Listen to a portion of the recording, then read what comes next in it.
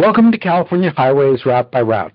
This podcast explores everything about the numbered highways in California, from Route 1 along the coast, US 395 along the Sierras, from Route 8 in the south to Route 139 in the north. Brought to you by the California Highways webpage and Gribble Nation. I'm Daniel Fagan. I do the California Highways webpage at www.cahighways.org. I'm Tom Fear. I'm one of 4 admins on gribblnation.org. Usually I am the one writing about California.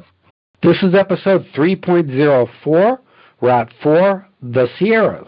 So far in California Highways Route by Route, in the first season we laid out the background for our highway discussions, talking about the history of the system, which serves to explain the eras of state highways and what we mean when we talk about things like legislative route numbers. The numbering approach to state highways, which explains how the route numbers were chosen and why, the names of the state highways and how they were chosen, the organizations involved in the state highway system. Starting with Season 2, we've been exploring the state highways route by route in post-mile order. Season 2 covered Route 1 and Route 2, and so far in Season 3, we've covered all of Route 3 and Route 4 from I-80 through Stockton. For each route we've explored the history of the routes, the legislative routes with the number, the pre-1964 sign routes, and post-1964 routes, the history within various cities, the plans for the freeway routings, the names used for the highways, the plans and projects along the highway corridors. If you want to catch up on any past episode, we encourage you to go for our Spotify for Podcasters Home at anchor.fm/CA Route by Route or Forever Home at caroutebyroute.org. and listen to the back episodes. We also encourage you to like, favorite, bookmark, and share the podcast with your friends. Word of mouth is the best way to let folks know that we're here. And we encourage you to review the podcast if there's an option for that. I actually went and saw that we actually do have one review out there on Apple Podcasts. Someone who is very pleased to find more road geeks in the world. In this episode, we continue exploring Route 4, which is a major lateral west-to-east route in Northern California. In the last 2 episodes, we covered Route 4 from Hercules and I-80 to where Route 4 meets Route 99 in Stockton. This episode, we covered the rest of Route 4, the portion from Stockton to Route 89 across the Sierras. We'll do our usual exploration, covering interesting history along the route, the stories behind some of the names on the route, and some interesting projects proposed for the route. By the way, since we're mentioning names on the routes, I was working on the highway pages recently, and someone did a highway naming thing, but they did it as a bill as opposed to a resolution, which meant they actually put the name of the highway as part of the state and highway code, which is sort of interesting. It's different. Yeah, that's different. So, as a reminder, Legislative Route 4 was defined in 1909 from Sacramento to Los Angeles for 358 miles. It officially became Legislative Route 4 in 1933. The specifics were covered in the first episode on Route 4, episode 3.02. It was generally signed as US 99 and US 50. US 99 and US 50 between Sacramento and French Camp, and US 99 from French Camp to Los Angeles. We'll be covering Legislative Route 4 in more detail in our episodes on I-5 this season and in the future season of 99. Sign Route 4 was defined in 1934 as Junction US 480 in Pinelli to Junction Route 89 near Markleville via Stockton. Today, this is roughly Route 80 near Hercules to Route 89 near Markleville, which is Route 4 today. Signed primarily on legislative routes 106, 75, and 24. But over time, other legislative route numbers have come into play, and some portions of Route 4 acquired other numbers or cosigns. So let's talk about some of the legislative numbers that make up this segment of the route. Legislative Route 75 was first defined in 1931 by Chapter 82 as the route from Walnut Creek to Oakland. Joint Highway District Number 13, composed of Alameda and Contra Costa counties, had organized for construction of a public highway and tunnel to supersede the pre-1931 narrow, crooked, and inadequate Tunnel Road in Alameda County, and to improve the Contra Costa County Road from the tunnel to the town of Walnut Creek. This segment was originally signed Route 24 and is Route 24 today.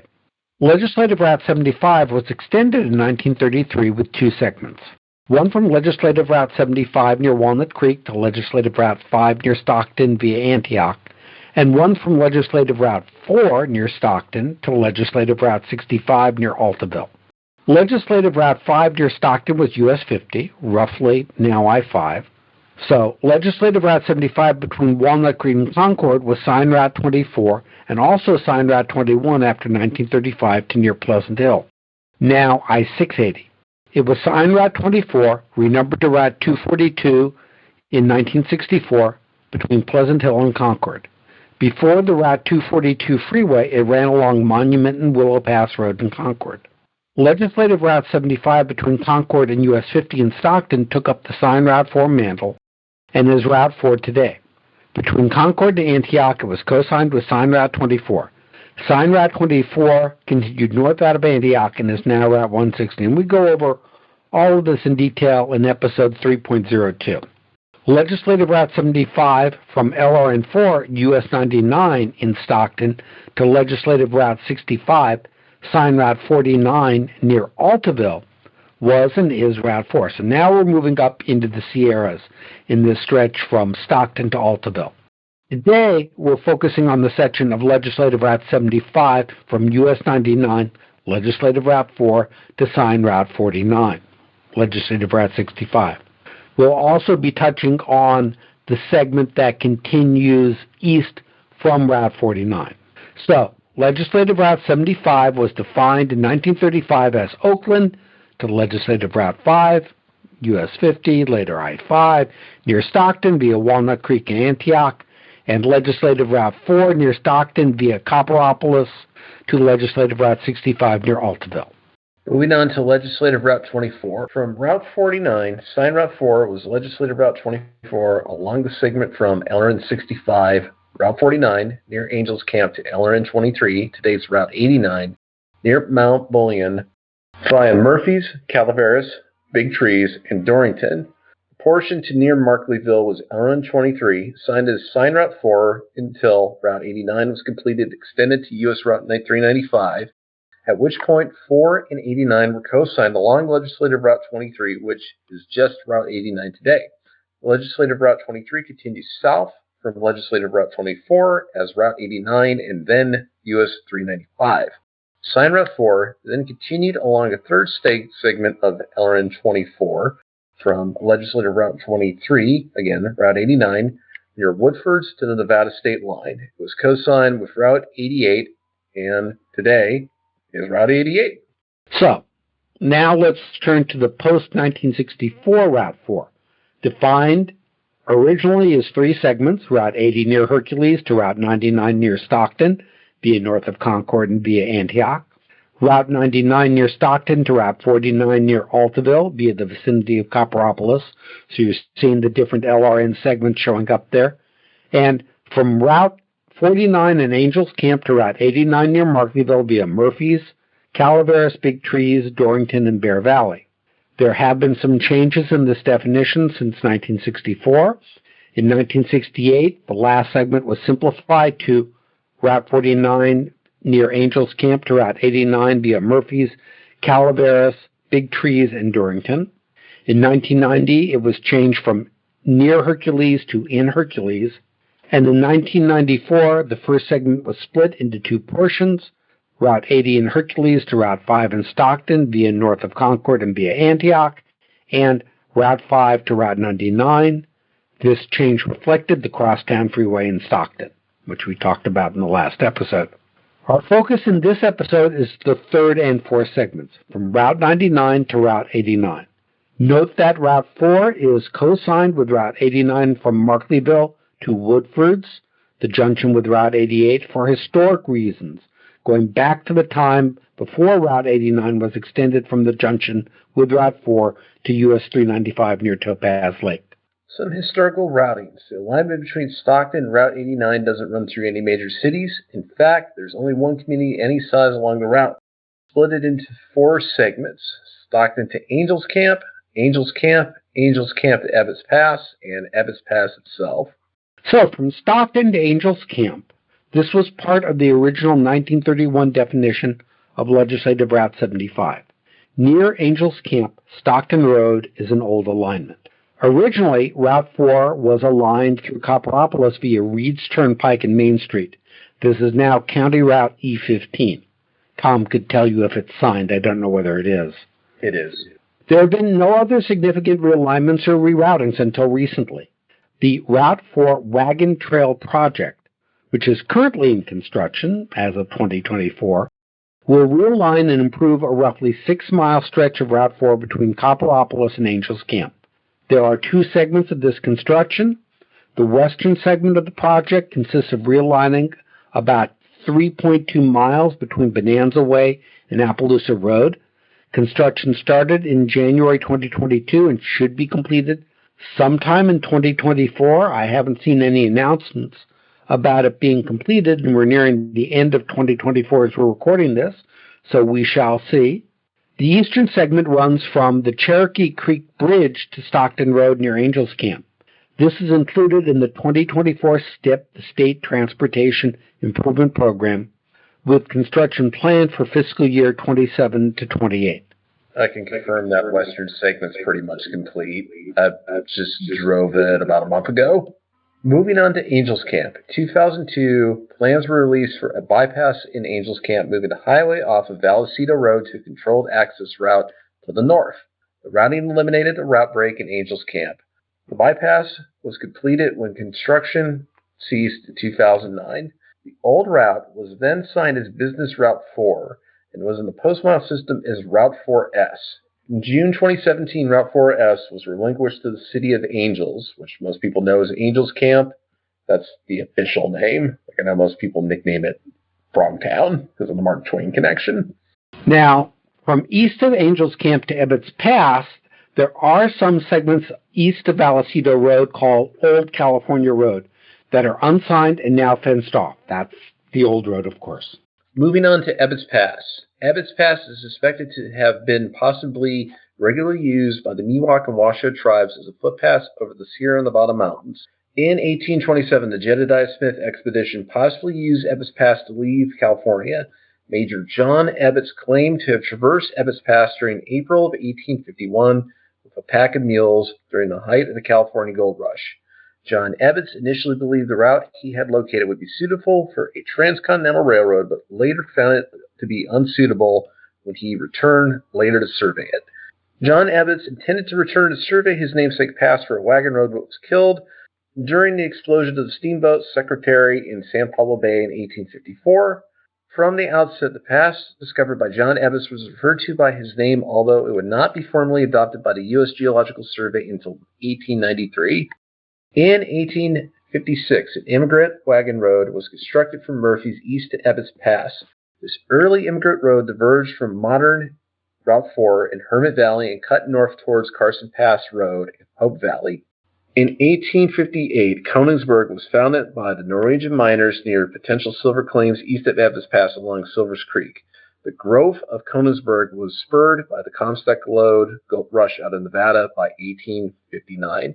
Koningsberg's outwards growth spawned nearby communities east of Silver Creek and the East Fork Carson rivers, such as Centerville, Mount Bullion, Monitor, technically on Monitor Creek, and Markleville. The growth around Koningsberg led to a franchise toll road company known as the Big Tree and Carson Valley Turnpike Company being formed in the winter of 1861-1862. Construction of the Big Trees Road, named after the Calaveras Grove of redwood sequoias over Ebbetts Pass, began in June of 1862. The Big Trees and Carson Valley Turnpike entered into financial agreement with Harvey Blood and Jonathan Curtis of Grizzly Bear Valley in 1864 to pay back taxes, which continued to fund construction of the Big Trees Road. The Big Trees Road was completed to Silver Mountain City by 1864 and largely followed the course of modern Route 4 from what is now Calaveras Big Trees State Park east of Markleville. During 1863, the Koningsberg Post Office opened for service, and in 1864, the community was renamed Silver Mountain City. In 1864, Alpine County was formed. Silver Mountain City was selected as the first county seat. Some sources claim Silver Mountain City reached a population of 3,000 residents by 1866. In 1868, Blood and Curtis were deeded the Big Trees Road as the Big Tree and Carson Valley Turnpike Company was not generating expected profits. Silver Mountain City would retain the Alpine County seat until 1874 when it was moved to Markleville. Alpine County once boasted a population of approximately 11,000 residents, which was made accessible by way of the Big Trees Road over Ebbetts Pass. The mines in Silver Mountain City began to decline in the 1870s and shuttered by 1883. By 1886, Silver Mountain City had become a ghost town, but the franchise right to the Big Trees Road remained. Notably, the Big Trees Road differs slightly from modern Route 4 from Ebbetts Pass east of the confluence of Silver Creek and Noble Creek. Harvey Blood died in 1910, which led to the Big Trees Road being added to the state highway system as the Alpine State Highway. So now let's talk about freeways and scenic routes along this segment. Route 99 near Stockton to Route 65 is part of the freeway and expressway system, but there are no plans for freeways along that segment. And I don't even think this is a portion of Route 65 that's constructed. Am I remembering right? I don't believe so. No, it's not. It's not constructed. This is so for those unfamiliar, Route 65, of which there are a couple of little segments, one north of, I think, Roseville and one closer to Porterville, was originally intended to be the parallel to I-5 on the east side of Route 99 along the foothills, but it was never built and it will probably never be completed. But that's why it talks about Route 99 to Route 65 being part of the freeway and expressway system, because it would have been that connection to that east side highway. Route 160 near Antioch to Route 84 near Brentwood is part of the scenic highway system, although it does not meet the criteria for formal designation yet. I think we talked about the criteria for scenic highways, I want to say in episode 3.01, although it could have been 3.02. Route 49 near Angels Camp to Route 89 is also part of the scenic highway system, but in this case, there are two segments that have actually been designated as scenic highways and are assigned to scenic highways. From east of Arnold to the Alpine County line, Calaveras 41.6R to 65.9 for 24.3 miles in Calaveras County. This was Scenic Highway Designation 26 in November 1971. And from the Calaveras County line to Route 89, which is Alpine County, 0.0 to 31.7. Of course, 31.7 miles in Alpine County. This was Scenic Highway Designation number 18 in September 1970. Turning to relinquishments. Other than the relinquishment of Route 4S in Angels Camp, there have been no other major relinquishments or vacations. That's not really a surprise, given this route in this segment really hasn't been bypassed, so there's been nothing to relinquish, and aren't any major cities that really want to take over the route. Now, in terms of projects, in addition to the wagon wheel project we mentioned before, there are plans to widen the route near Stockton from east of Delray Court to east of South Walker Lane for 0.4 of a mile. The plan is to widen the highway and construct a channelized left turn lane. This is currently in the pre-construction phases of design. There are also plans to replace the Hoods Creek Bridge, number 38-0041, and the West Branch Cherokee Creek Bridge, number 30-0036. Have you ever figured out whether there is any specific meaning to the bridge numbering, Tom? I haven't. I've looked and I haven't quite cracked that yet. Yeah, there's probably some meaning in there that we haven't figured out yet. If you know, drop us a comment. There's also a major mobility project being done in Angels Camp on Route 49. In Angels Camp on Route 4 from post mile R20.8 to post mile 21.4, and on Route 49 from post mile 8.4 to post mile 9.1, and in Calaveras County on Main Street from north of Stockton Road to north of Francis Street, also on Route 49 from 0.2 of a mile west and east of Main Street, post mile R20.9 through R21.3.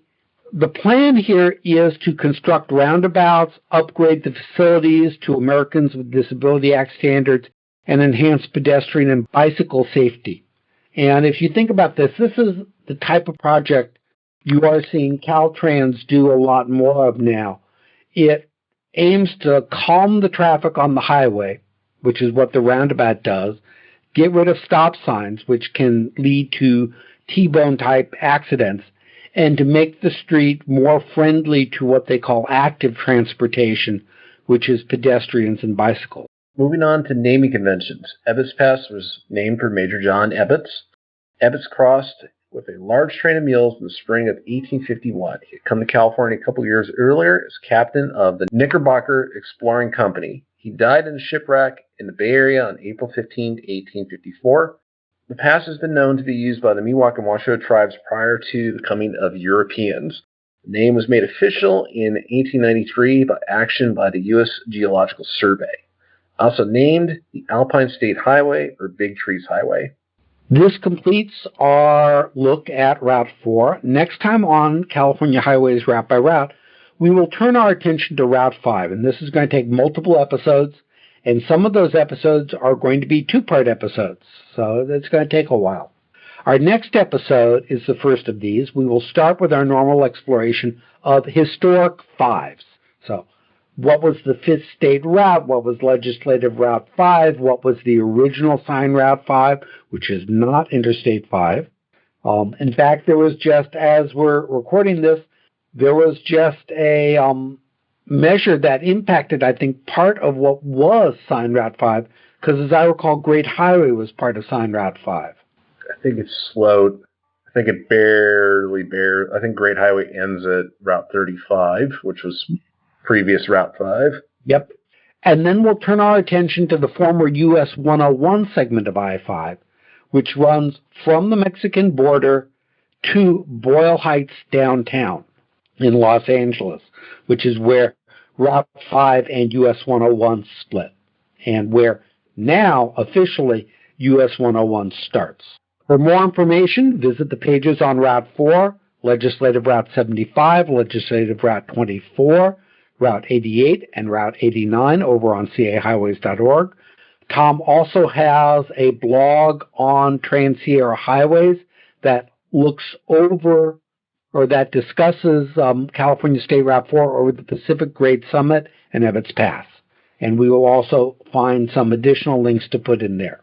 As always, information on our episode is available on our website, caroutebyroute.org, where you can leave us comments on the episode. Spotify has also added a comment feature, so you may be able to comment there. This episode is also available on our Spotify for podcasters home at https://podcasters.spotify.com/pod/show/ca-route-by-route/.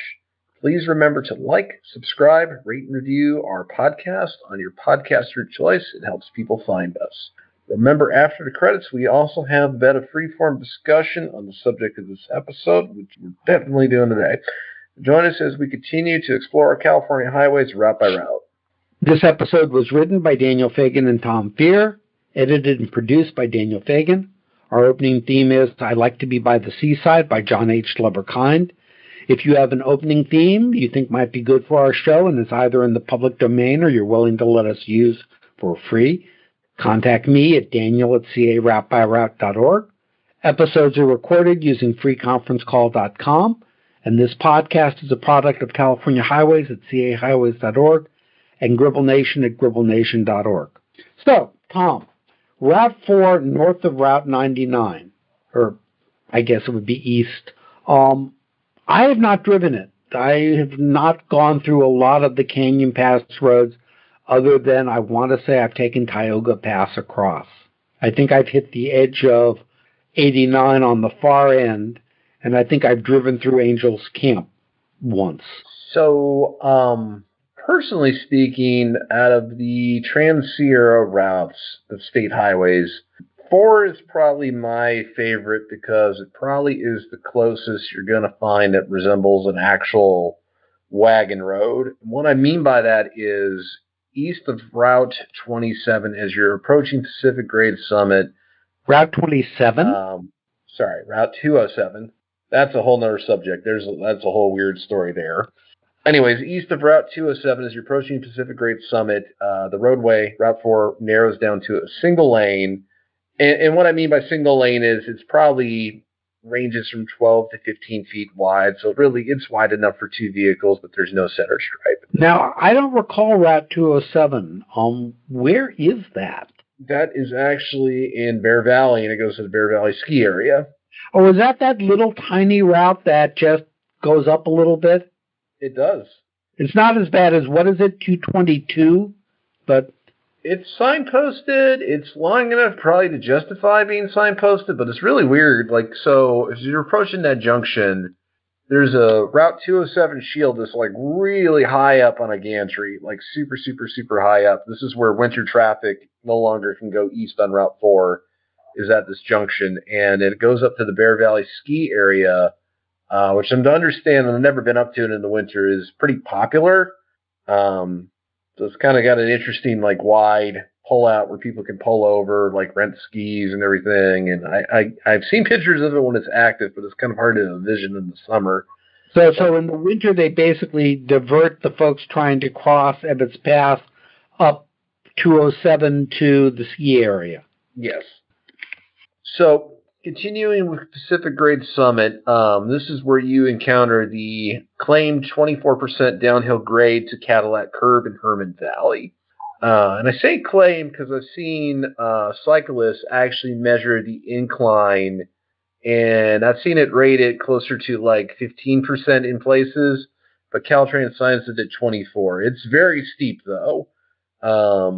And what's notable about Cadillac Curve is, and I've seen a vehicle down there, I can't confirm for myself that it is an old Cadillac, but the story goes, the curve is named such because an old Cadillac trying to traverse Route 4, I believe in the 60s, went off the curve and down into the gulch below and just remained there because it could never be extracted.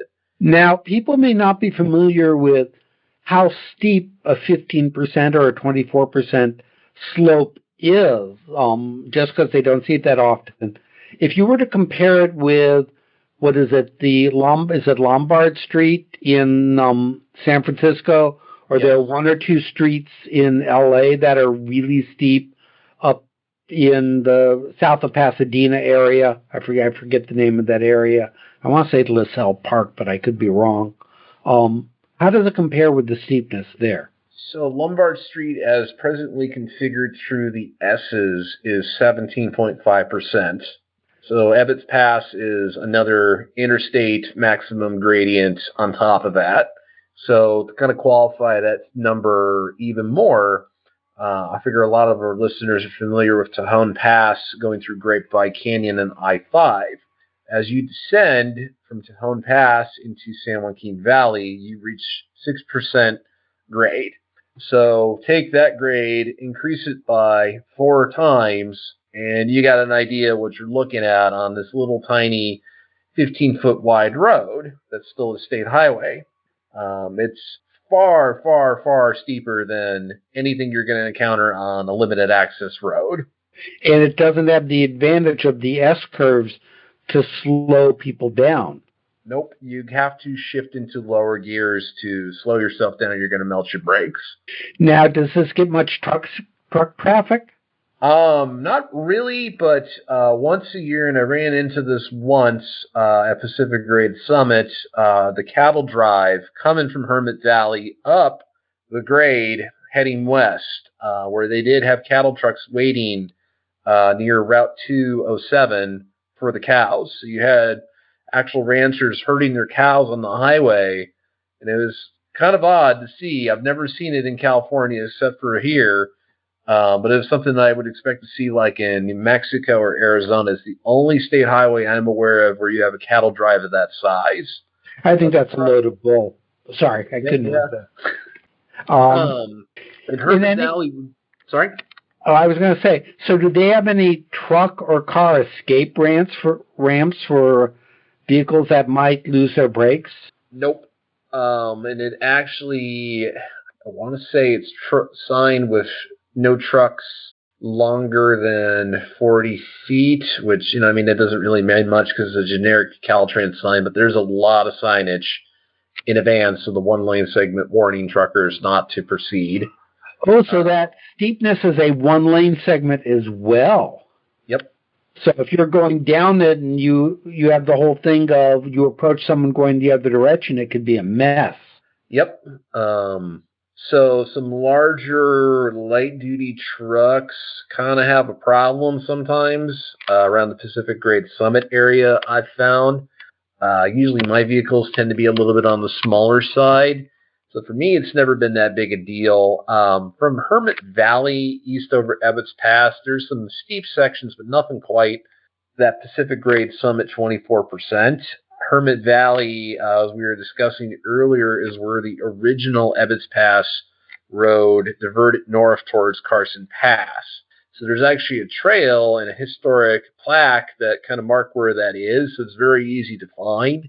As you proceed towards Ebbetts Pass, you can see the older road on the other side of the canyon towards Silver Mountain City. And there's actually somebody, I want to say, on the California Historic Highways Facebook page recently who was on that on an OHV vehicle, meaning off-highway vehicle. At the bottom of Ebbetts Pass, you can find, and it's maintained by the National Forest Service. I forget what the name of the campground is, but you can find the ruins of Silver Mountain City. There is a couple ruins still left to find. It's just a really neat area that's really in that kind of fascinating, for me, post-mining decline, where basically it's just nothing but ghost towns, one after another. What has always interested me is just how an area like that could just go from probably being one of the larger counties in California in terms of population during the mining heyday to basically nothing. And Markleville almost got wiped off the map a couple of years ago from fire. So really, that's it for Alpine County. But a lot of things to see on Route 4. But if you're into history, it's really a good route to explore. It's got more going on than the other Trans-Sierra roads I kind of tend to find, but you're at a slower pace because you just can't blow through steep grades like that unless you got like a really powerful engine and really strong brakes, like vented disc drilled, that kind of stuff. Do bicyclists ever attempt it? I've seen a couple. The cycling site that I'd look at to get these gradient ratings is called PGM Cycling. So this is kind of a useful site I find as someone who's a road person, occasionally someone who cycles. They use inclinometers. That's actually what they use to measure the grades. So they have been on Ebbetts Pass. They have a couple videos, and I think I mentioned it already. I've seen a couple people out there climbing westward. They're trying to get the climb. Usually cyclists want the climb as part of their ride. They don't want to go downhill.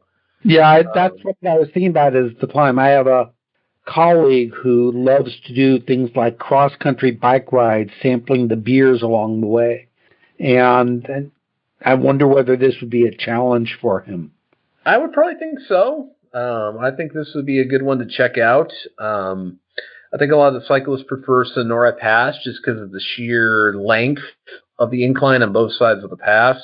And Sonora Pass is 108. 108. Yep. I tend to find that Ford just has more going on for it. Like it's as far as that historic context, there was civilization there. There really wasn't on 108.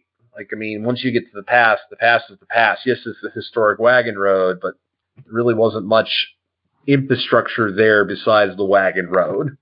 And now think about all of Route 4 that we've talked about and just what this route says about California. We have downtown freeway in Stockton that actually had an impact on a minority community, so it's a typical California freeway. We have the segments to the west that go through wetlands. We have the segments that go through major Bay Area cities like Brentwood and starting out near Hercules. We have, I'd almost say it's a bit coastal, the segment that just comes out through John Muir Highway. And then we've got this whole Wagon Trail and Sierra portion. So this really is a microcosm of what a road is across California. It's the most diverse state highway in California. You just get everything on it, except for dirt. That's the only thing you don't get. You don't get a dirt segment. Well, there's only one dirt state highway left. What was that, 177? 173. 173, up near Route 2.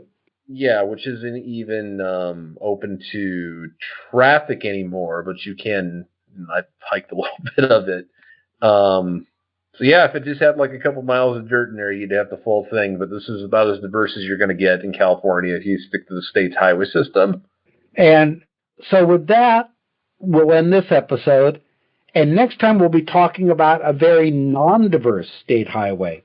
A highway that is basically all concrete from the Mexico border to the Oregon border. It's our first real interstate, and it has a lot of interesting parts to it as well. So that will be next time on California Highways Route by Route, Route 5.